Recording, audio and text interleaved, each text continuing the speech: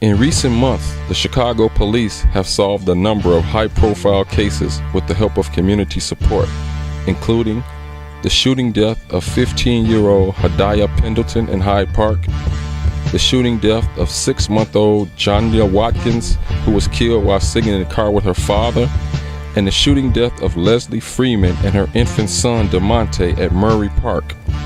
However, far too many, in fact the vast majority of homicides in Chicago, go unsolved.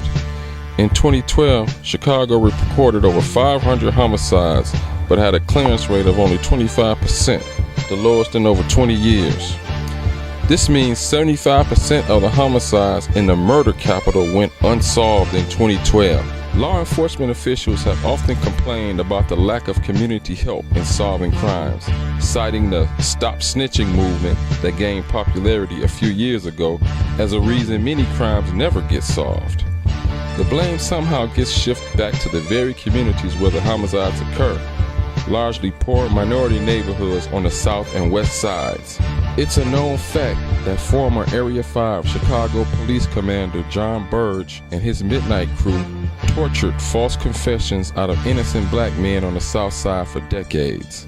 What's not so widely known is that similar acts were taking place in Area 2 in Humboldt Park against mostly Hispanic men. As information came to light regarding how the death penalty was being administered in Illinois and the fact that several Burge cases resulted in death sentences, former Governor George Ryan issued a moratorium on the death penalty in 2000 out of concern that innocent people were being put to death, due in large part to the systemic corruption of Burge and many others like him, as well as those within the Chicago Police Department who silently condoned their actions.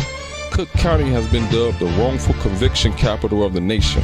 Despite the lengthy history of documented police misconduct here in Cook County, which includes torture, forced confessions, threats, intimidation, conspiracy, and withholding evidence, law enforcement officials and the media seem to be at a loss to understand why anyone would honor the Stop Snitching code. Many simply associate it with a lack of morals and a pathology in the African American and Latino communities. This notion helps to criminalize entire communities that have already been victimized by an overabundance of crime and gross police misconduct. Ironically, in November 2012, a federal judge granted an $850,000 judgment against the city of Chicago in a case where an off-duty Chicago police officer viciously beat a female bartender while other officers sat around and did nothing to stop it. More significantly, the judge ruled that the beating occurred because of a police code of silence. This wasn't anything new to most people living in African American and Latino communities, but it was now coming from a federal judge. Immediately, Mayor Rahm Emanuel's office publicly condemned the verdict, then unsuccessfully sought to get the judgment removed from the public record. Why would the mayor take such a stance?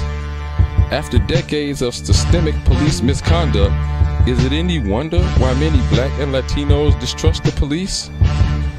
How can the law enforcement officials criticize community members for the Stop Snitching code while at the same time adhering to their own code of silence? Is there any difference between the two? Nitty Gritty News. Holla.